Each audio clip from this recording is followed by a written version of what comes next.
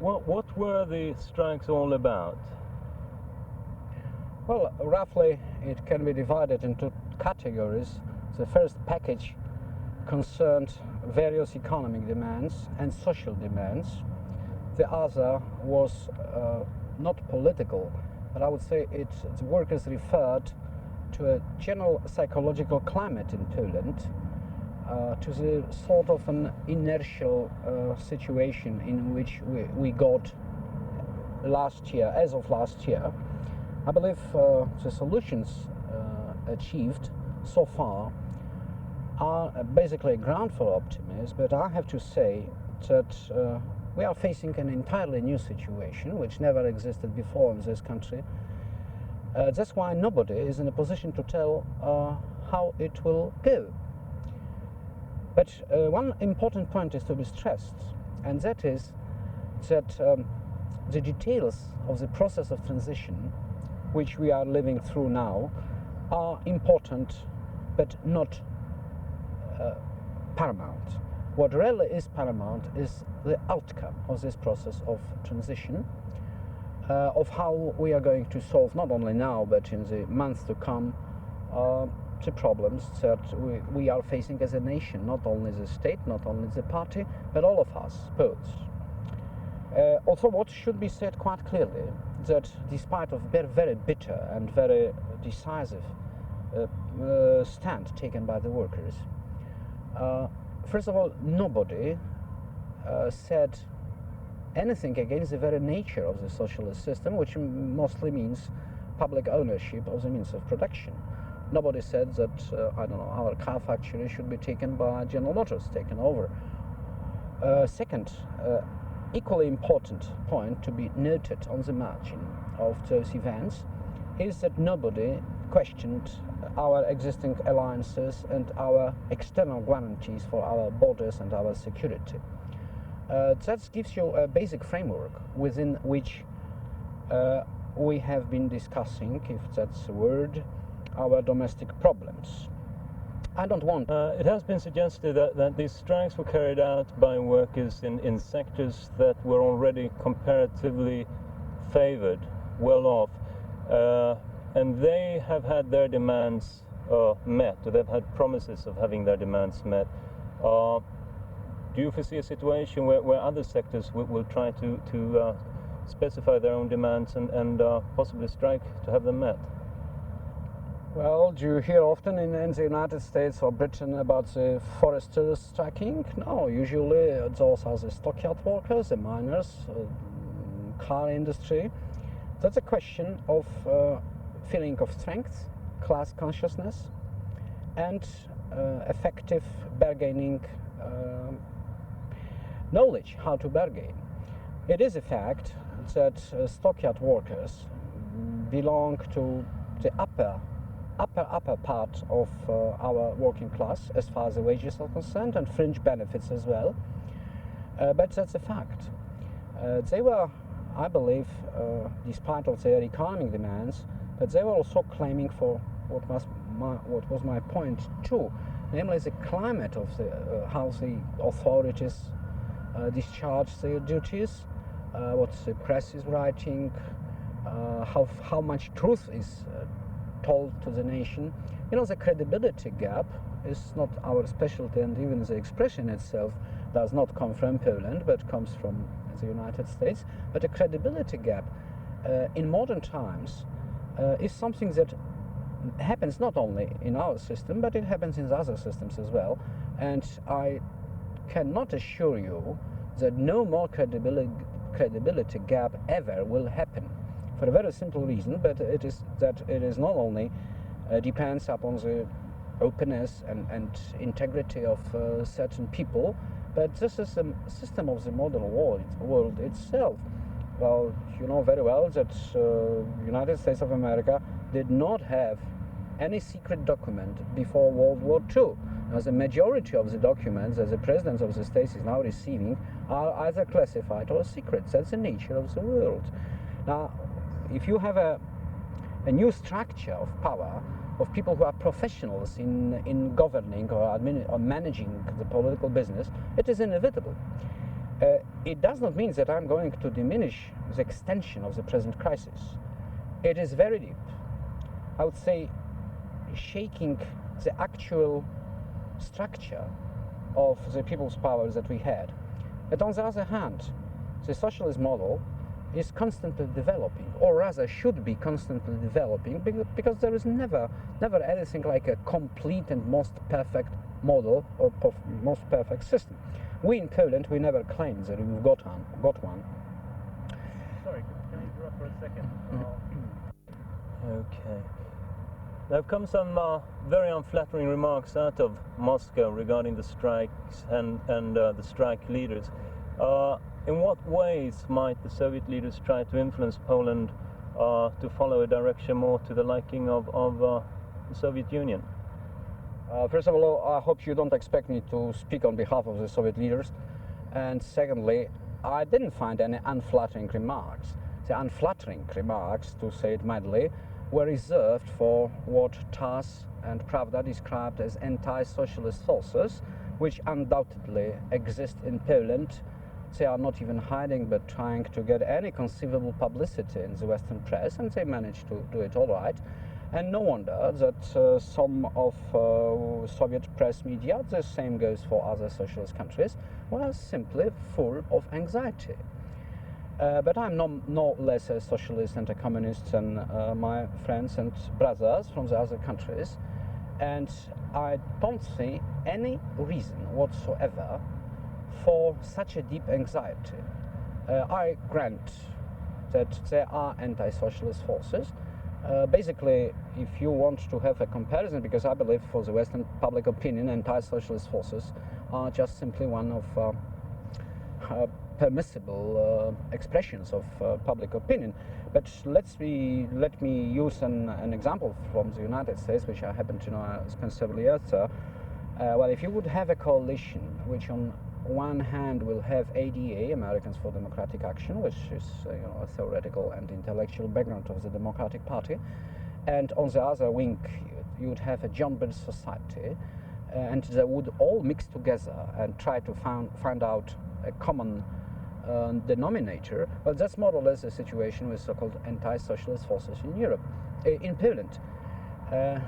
I believe that a lot of discussions are needed now, a lot of explanations and clarifications, but I want to make it quite clear that we in Poland, we appreciate very much, how should I say, not only full understanding, but also the fraternal help, economic help, which they are giving now at the moment.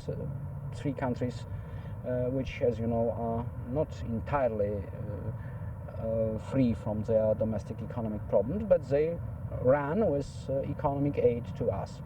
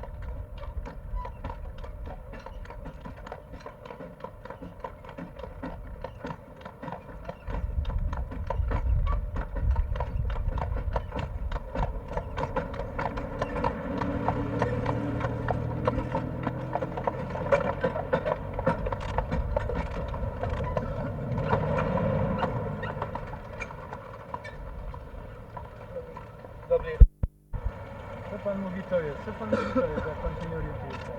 Macie panowie radiotelefon.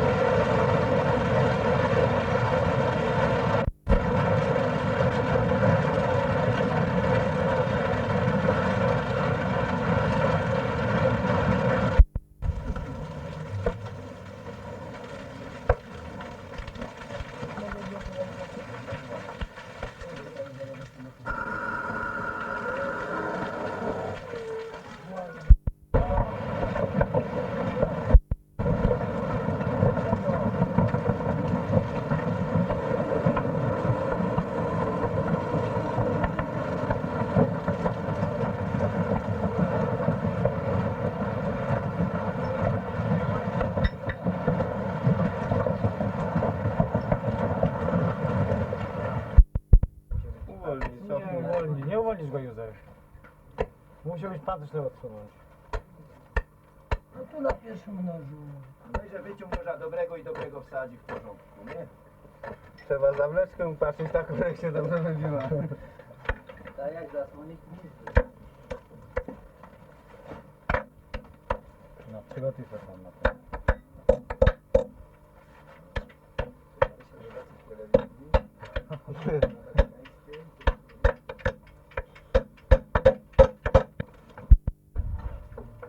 Zisek, weź skopuj z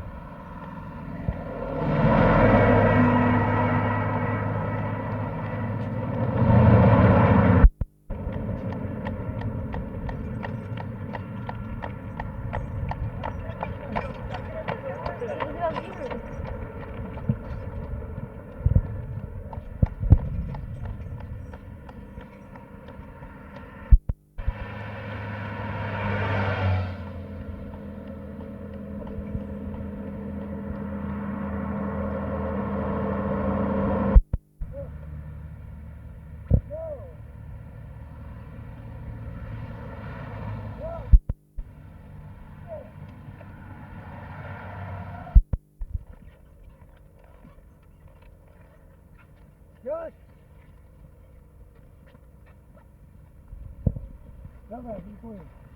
Ja.